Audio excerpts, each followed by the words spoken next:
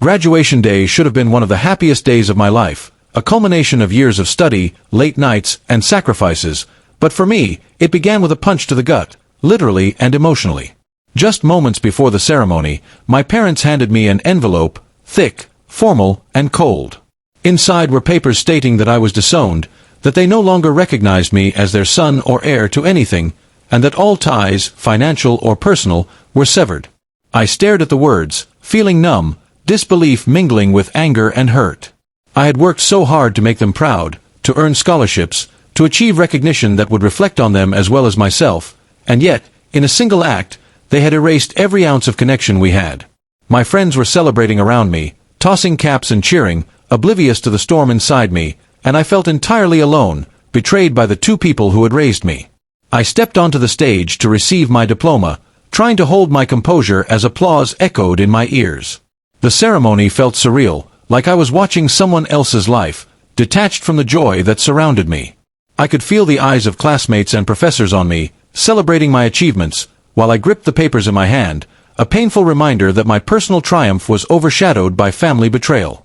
I thought about walking away, leaving the stage immediately, but something in me refused to give them the satisfaction of seeing me crumble. I took a deep breath, smiled politely, shook hands with the dean, and held my diploma like a shield, a quiet defiance against the pain I was feeling. Just as I was stepping off the stage, a voice over the loudspeaker interrupted the formalities. "Would Nathan Reynolds please report to the main conference room immediately?" I froze, unsure if I had misheard, but the usher gestured toward the back, and curiosity mixed with cautious hope propelled me forward. I had no idea who could be calling me in such a dramatic way during graduation, but I followed the directions, heart pounding, thoughts racing. When I arrived at the conference room, I was met with the CEO of a major tech company, someone I had admired for years and whose internship program I had applied to months earlier. The man smiled warmly and extended his hand, saying, "Nathan, we've been watching your work. We want you to join our company immediately. Your position will start next week, and we're prepared to offer you a leadership role that aligns with your talents." The weight of his words hit me like a tidal wave, washing away the sting of my parents' rejection.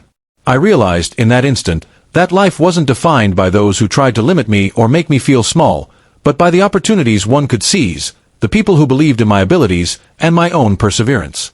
The CEO's recognition was a tangible validation of years of dedication, sacrifice, and intellect, proof that my worth wasn't determined by my family, but by my actions and the impact I could make in the world. I shook his hand firmly, a surge of pride and exhilaration coursing through me, knowing that the future I had worked toward was unfolding despite the heartbreak I had experienced. Later, standing outside the conference room, I thought about the irony of the day. My parents had tried to disown me at my highest academic achievement, believing that they could control my life or diminish my success, yet fate had intervened in a way they could never anticipate. The CEO's call had not only given me a professional opportunity that could launch my career, but also a personal lesson. Resilience, talent, and determination carry more weight than inheritance, approval, or familial validation. I felt a surge of confidence, realizing that the path ahead was mine to navigate, and no amount of disownment papers could change that. By the time I left the graduation grounds, diploma in hand and offer letter in my pocket, I understood that this day, despite its painful beginning, had become a defining moment in my life. The betrayal of my parents, though sharp and deeply personal, was overshadowed by the affirmation of someone who saw my potential and valued it. That evening, as I sat in my dorm room reflecting, I made a silent promise. I would prove to the world, and to myself, that my worth could never be dictated by those who tried to diminish it. Life had handed me a moment of heartbreak and a moment of triumph on the same day, and I chose to focus on the triumph, letting it guide every decision I would make moving forward.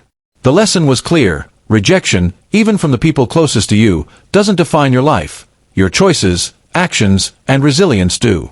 Nathan Reynolds was no longer just a graduate who had been disowned. He was a young man with a career, recognition, and confidence, ready to step into a future that was entirely his own. And in that, I found strength I never knew I had, proof that life can turn betrayal into opportunity in the most unexpected ways.